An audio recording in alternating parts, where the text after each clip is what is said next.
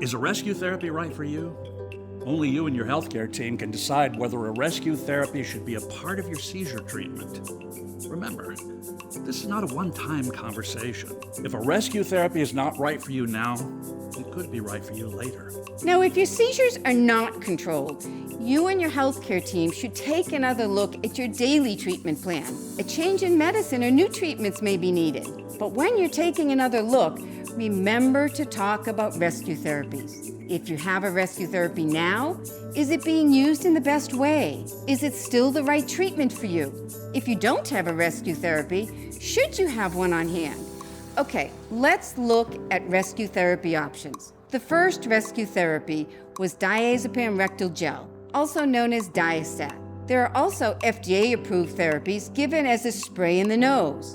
These are midazolam nasal spray, or Nasalam, and diazepam nasal spray, or Valtoco. So diazepam rectal gel and diazepam nasal spray contain the same medicine, but they're given in different ways. Other forms of rescue therapy are also being developed. Rescue therapies might lessen the risk or the chance that you'll need to go to an emergency room, be hospitalized, get injured, or have some other serious problems from your seizures. Your healthcare provider might also talk about other medicines that can be used occasionally. These medicines have not been officially approved by the FDA as a rescue therapy, but are usually put under the tongue, on the tongue, or between the cheek and the gum to dissolve.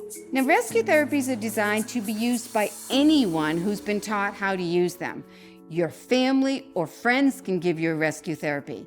What to talk about with your healthcare team? Who would you call if you have a seizure? Or if you're having changes in your seizures? Would you need help using a rescue therapy? And who could help you? Can a friend, a coworker, a roommate, or a family member help you? Rescue therapies do not need to be given by a healthcare professional. That's an important difference. Here are some key questions to consider when deciding if a rescue therapy is needed. How often do your seizures happen? How long do they last? What happens during and after your seizures? Keep a record of when your seizures occur in any way that's best for you. Write it down, use a digital diary, keep a journal. Share this information, especially changes in your seizures, with your healthcare team. This is how your care team will know if you need a different medicine or treatment. Now, your seizure history is important in deciding if a rescue therapy is right for you. You should consider a rescue therapy if you've used a rescue therapy in the past, you've visited an emergency room or been hospitalized for seizures, if your seizures have lasted more than 5 minutes, or if you've had safety concerns or been injured during or after a seizure, and of course, if you're still having frequent seizures. Epilepsy has impacted my life in many ways since I was diagnosed back at 18. But most recently, as my partner and I have started, a pregnancy journey, I've had to change meds.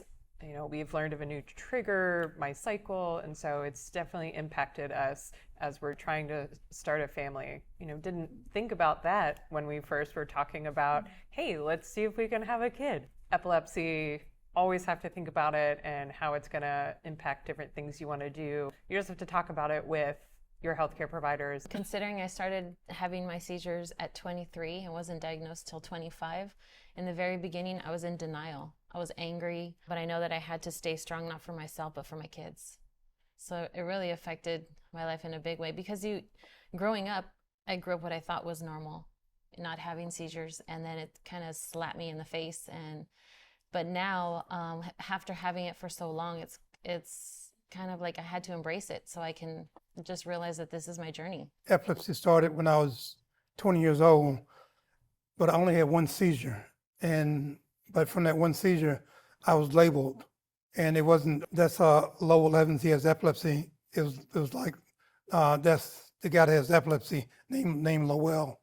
And they put epilepsy before they put me there. And I didn't like that idea of being labeled. So it kind of stopped things put things on a halt for me, and they introduced me that way. And so I just try to, just find ways to make them understand I'm still the same person and not the epilepsy guy. Don't wait to talk about rescue therapies.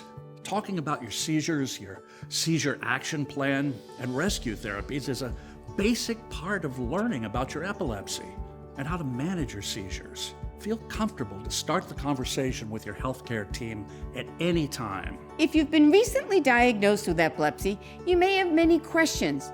Do not hesitate to ask them and get the clear answers you need. Make sure you understand when your seizures are most likely to happen and what to tell others about your seizures. If you've had seizures for a while, you may also have questions, especially if your seizures have changed from when you were first diagnosed, or if you've had changes in your health or your daily life. Make sure your healthcare team's aware of any changes that can impact your seizures. Being an adult with epilepsy, it's important to be an advocate for yourself with your healthcare team. If you have questions, ask those questions. There's no stupid question. It's important to get those answers because that will only improve the care that you get.